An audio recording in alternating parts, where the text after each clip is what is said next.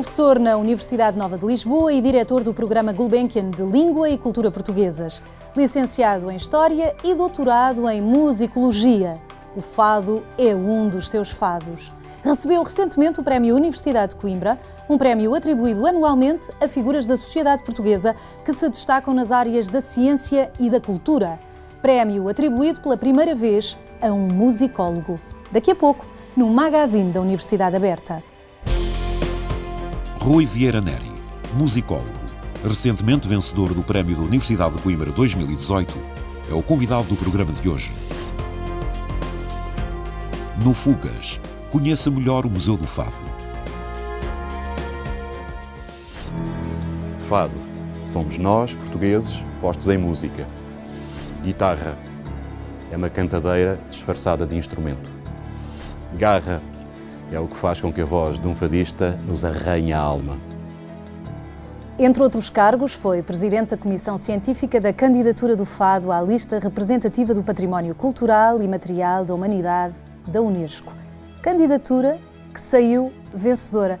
Rui Vieira Neri, muito obrigada pela sua presença. Mudou alguma coisa desde esta candidatura e desde que venceram, que o Fado ganhou? Eu costumo dizer que a votação foi o menos importante. Foi muito importante o que aconteceu até lá, com todo o trabalho de preparação que isso implicou, de estudo, de recolha, de memória, de documentos e demais, e tudo o que se passou desde a vitória, que foi uma intensificação muito grande dos convites aos fadistas para apresentações internacionais, uma espécie de legitimação do fado acrescida, e até mesmo internamente acabou de uma vez por todas o debate à volta de saber se o fado era fascista, se não era fascista. Foi mal amado durante uns tempos, não é? Quer dizer, compreendeu-se o papel, o lugar do fado na cultura portuguesa, independentemente das flutuações políticas que foram acontecendo ao longo do seu tempo. Já se pode ouvir outra vez, é isso? E portanto, eu acho que o que mudou não foi apenas por causa da candidatura e da vitória, mas a vitória ajudou. Apaziguou, pelo menos. Sim, apaziguou e divulgou e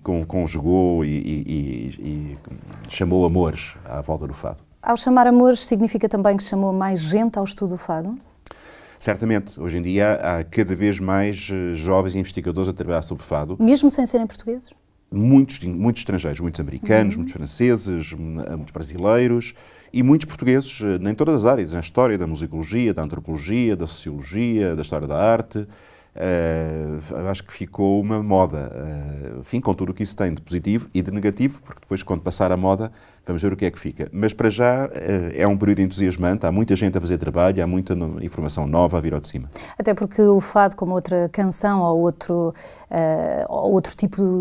género musical, através do fado consegue-se pintar a história de um povo, contar, através das letras, através das manifestações. Quer dizer, nós quase podemos fazer uma história dos últimos 200 anos da história de Portugal a partir, por exemplo, das letras de fado.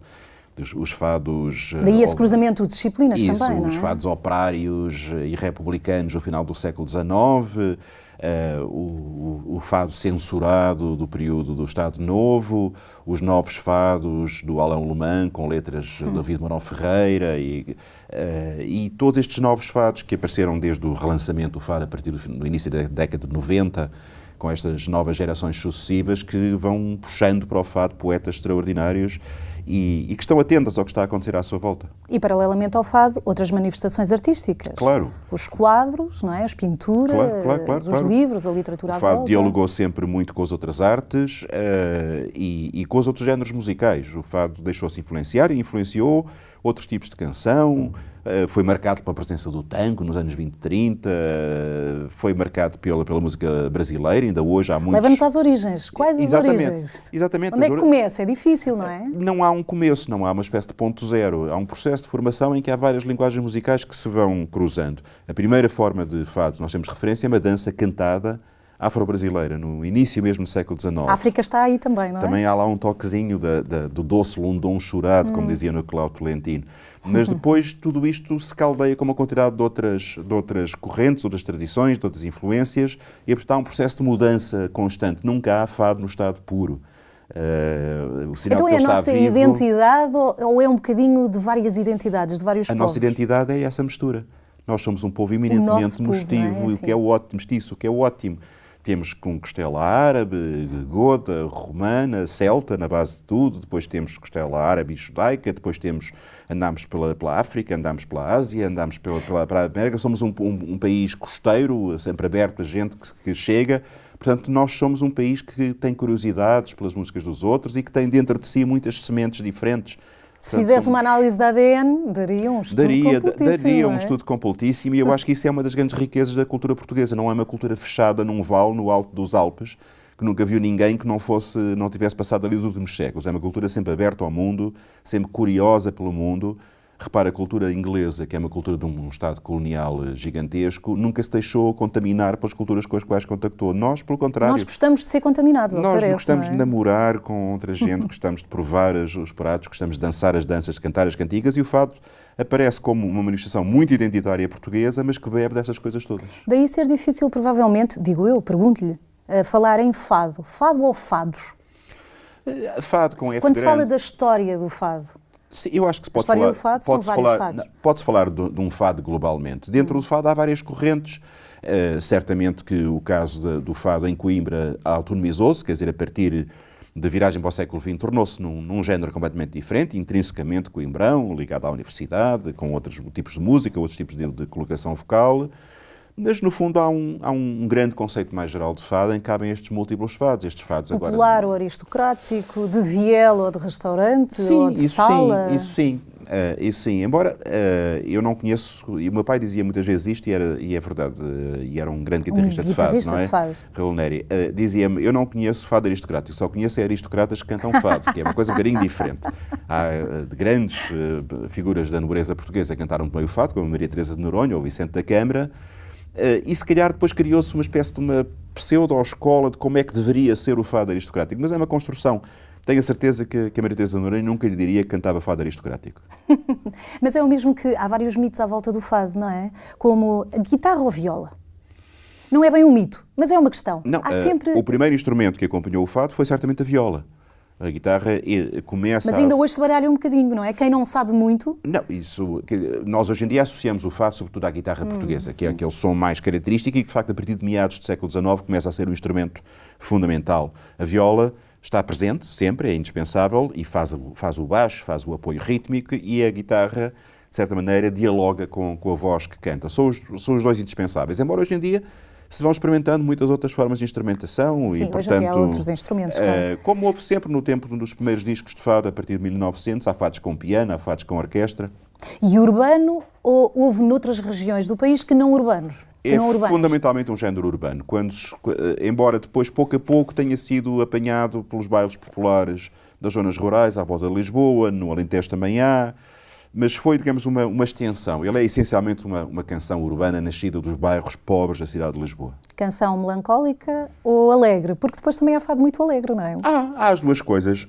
Justamente porque ele nasceu nestes meios populares, pobres, excluídos de Lisboa, reflete o cotidiano dessas pessoas.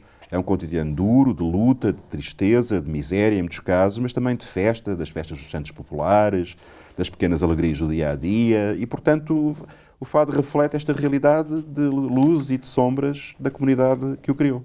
Qual é o maior erro, uma vez que estuda fado há tantos anos, é musicólogo, enfim, é a sua vida, é estudar a música em geral. Qual é o maior erro ou o maior mito que ainda perdura em relação ao fado? É o nós tentarmos puxar a história do fado para o conjunto da história de Portugal. Acharmos que, para o fado ser português, o Dom Afonso Henriques teve que cantar o fado, o Vasta Gama teve que ir a cantar o fado corrida, caminho da Índia, e isso é um disparate. O fado não é menos português por ter 200 anos de história. Herdou a genética dos outros 700 anos anteriores. O fado é mais jovem do que se pensa. O fado é historicamente mais jovem e depois herda uma genética intemporal. Se pensar nas cantigas dos trovadores, no Camões, tudo isso depois leva também ao fado. Mas cada coisa no seu momento. Vou fazer-lhe uma pergunta que normalmente não se faz, porque vou acabar mal a nossa conversa, que é perguntar-lhe se pudesse escolher qual era o seu fado. Tem um fado? Para uma pessoa que estuda a música deve ser difícil escolher. Eu respondo-lhe porque a Amália já respondeu por mim. Para mim é o fado menor. A Amália dizia que era um fado maior. O pai e a mãe de todos os fados. E de facto é o fado mais dramático, mais intenso. Sabe de cor? Bom, enfim, não há uma melodia, não lhe vou várias... cantar, não lhe vou cantar, mas há várias melodias possíveis de construir sobre... E muitas vezes há várias letras para várias melodias, não é? 5.000, 100.000. Que é uma característica do fado também. Qualquer letra se pode cantar, desde que encaixe naquela métrica. E o fado menor, justamente, cabe dentro dele todo o sentimento, todas as emoções, todas as expressões que quer. Rui Vieira Neri, muito obrigada por esta conversa, pela sua presença. Esta semana o Fugas está no Museu do Fado, em Alfama, em Lisboa. Vamos até lá.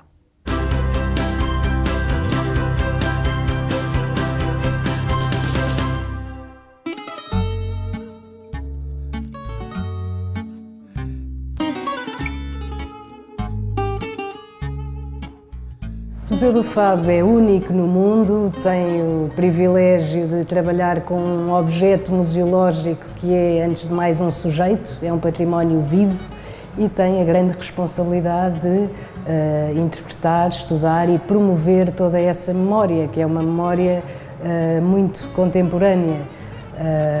O museu, desde a sua abertura, conseguiu reunir as coleções de centenas de intérpretes, músicos, autores, compositores e procura diariamente fazer justiça a esse grande voto de confiança que a comunidade artística nos depositou.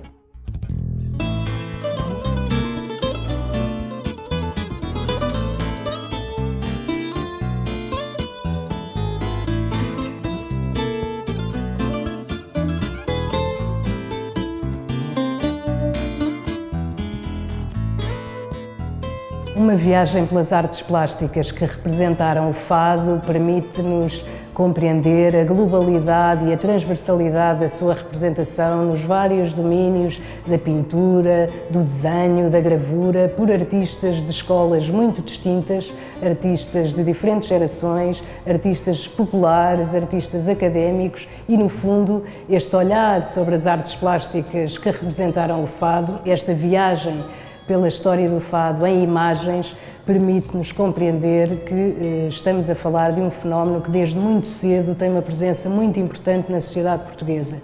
Atrás de mim tenho uma obra emblemática, o Fado de José Malhoa, concluído em 1910 e que só é exposto em Portugal em 1917, 7 anos após a sua conclusão.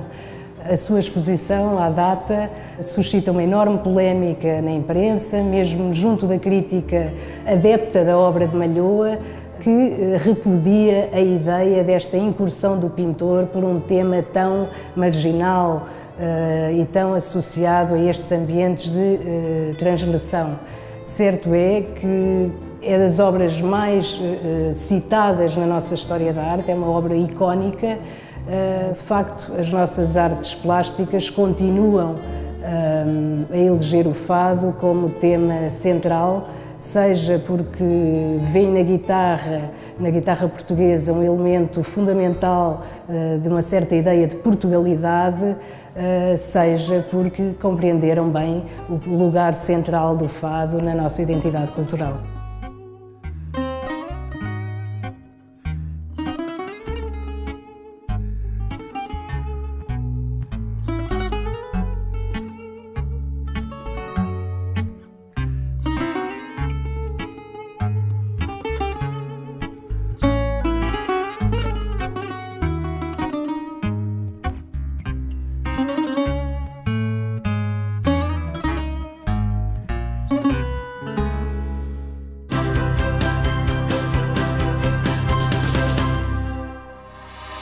No Palácio Ceia, sede da Universidade Aberta, o encontro Plágio no Ensino Superior junto aos especialistas, investigadores e fornecedores de software antiplágio. O evento teve por objetivo partilhar experiências e conhecimento numa área que assume cada vez mais relevância no ensino superior, tendo em atenção a necessidade de assegurar a integridade e originalidade dos trabalhos académicos. O Seminário de Matemática Aberta, organizado pela professora Teresa Oliveira, docente da UAB, teve como orador convidado o professor Karl Moder, da Universidade de Recursos Naturais e de Ciências da Vida Aplicadas de Viena. O seminário teve lugar na Sala de Atos do Palácio Ceia. Neste evento, foi anunciado o 8º Encontro Internacional em Análise do Risco e Planeamento de Experiências, ICRA 8, a acontecer em 2019, em homenagem ao professor Samad Hedayat, da Universidade de Illinois, em Chicago. A UAB disponibiliza no âmbito da aula aberta em acesso livre e de forma inteiramente gratuita temas e recursos para uma experiência de aprendizagem online. Aposte na sua educação. Navegue livremente entre os vários temas apresentados. Explore os recursos multimédia e participe nas atividades disponíveis. Mais informações sobre estes e outros cursos na página da Universidade Aberta.